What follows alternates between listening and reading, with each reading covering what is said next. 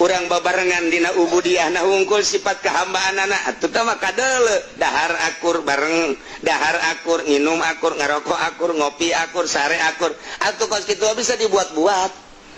tetapi engke timbul rububiyahna satu ketika nyana sila tanpa disadari kebel amat eta silana teu katuturkeun ku urang terobah-robah silana teh tah satu kedua satu ketika meureunnya keur manteng nyana ka Gusti Allah teu sare berang teu sare peuting teu sare terus asa nangis dua peuting teu sare nyanana teu boga pikiran ku kumaha ngan kurang ditaliti ieu teu sare-sare sifat rububiyahna keur manter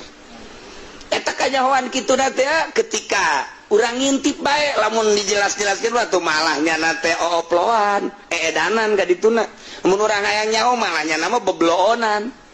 nu mantak eta kitu Abu Nawas bebloonan aya kawalian di jerona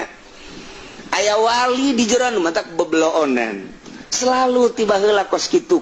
embung lamun nyaritakeun urusan batin harigo sayang geus api lain embungeun kecuali nerangkeun urusan-urusan dina kitab lamun urusan-urusan nyaritakeun ka jero moal dekeun sebab aya di jerona beusi katebakeun nah iyalah